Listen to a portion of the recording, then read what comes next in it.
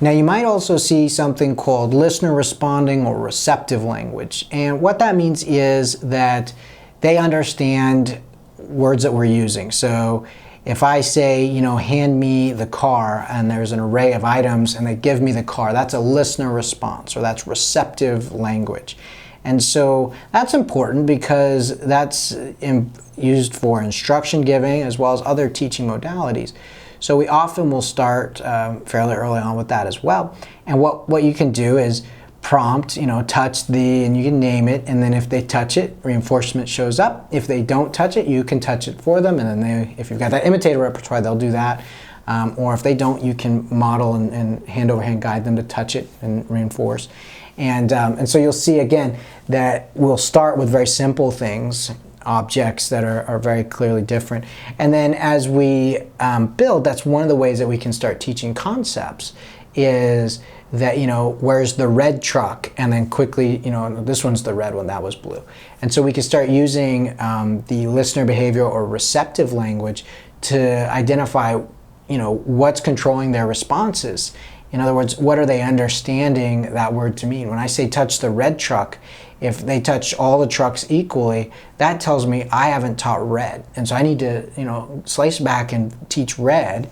And then I would test, did red, the concept of red, actually transfer to things beyond the truck, or does red truck simply just mean this thing? And so that's where, again, you get that complexity in this case, listener responding or receptive language. And then we build from that into more complex and nuanced language skills for them. It kind of depends on what kind of professional you're working with, what they might be called. So a behavior analyst, you'll often hear listener responding, sometimes receptive language. A speech language pathologist calls it receptive language. So again, it's important to kind of understand that it's the same thing that we're talking about. And really all that's getting at is, what do they understand that word to mean? So if you say, where's the red one? Or if you say, sit down or come here, if they comply with any of those things or demonstrate any kind of understanding of what you're saying, that's the receptive language. So they're receiving your language and behaving accordingly. And if they do that accurately, you've got it's basically a test for understanding. And that's the flip of expressive language. And this can be, there's a variety of kind of subcategories of it, but expressive just means that they produce, they say something, or sign if they're signing. And so the expressive language is, you might say, what color is this? And they would then say red. And so you've got the production of some sort of a thing by your learner to, again, look at what's their understanding of whatever material you're working on at that point. And so that's kind of the flip side of, there's the expressive, they produce it, and receptive, they hear and then behave. And so we look at both of those and we teach the expressive. Now in this system, you'll find under expressive, you've got things like intraverbals. All that really means is that it's some sort of language to language situation. So it might be things like 2 + 2 is, and the learner says 4. Or Mary had a little, they say lamb. If I might ask them, what'd you have for dinner last night? And they tell me. Those are all things that are kind of fall into the category of what's called intraverbal. Conversational skills, filling in songs, doing math facts, all of those things.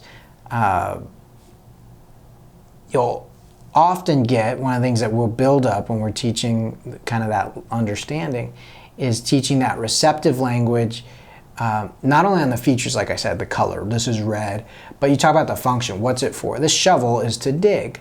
This hammer is to put nails in. This table is to put things on. You might say this table is to put food on. That's a function. I could stand on it if I need to reach up, on a shelf. So those are all functions. And then there's classes. So you have feature, function, class. You'll often hear. You might see that in our system. And the classes are talking about categories. So a table is part of the class of furniture, right? So tables, chairs, sofas, all of those are furniture class. I could talk about animals as a class, so lions and tigers and bears, goats and cows and pigs.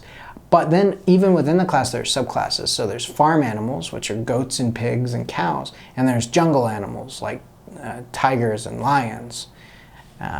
So those, you see those kind of are in the same overarching class, but then there's subclasses where they're different. So you'll see that as we're going through kind of building a language base for your learner. There's social skills that are also very critical.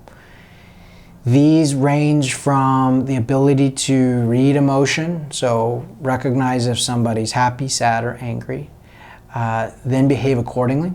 So you don't want to tell a joke to somebody that's very angry or stressed unless you know specifically it's to relieve that, but if you didn't read that and you're going to say something, that may not go over very well. So the ability to kind of read the emotional situation as well as other contextual cues.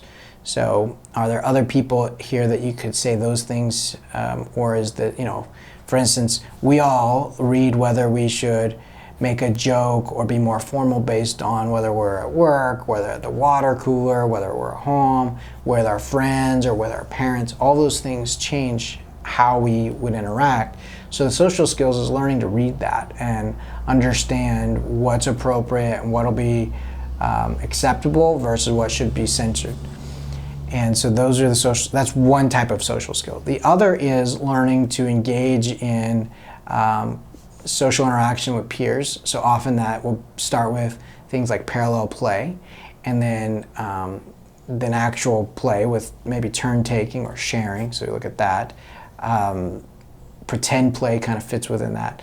Then looking at other interactive situations as the child ages, the different social potential as well as social requirements will change as that happens. So you'll see that we'll have things in this system that teach that directly and then provide some training. So there's, for instance, there's social interactions even when you go to the grocery store and check and buy food. You've got a back and forth interaction, both conversation as well as transactional.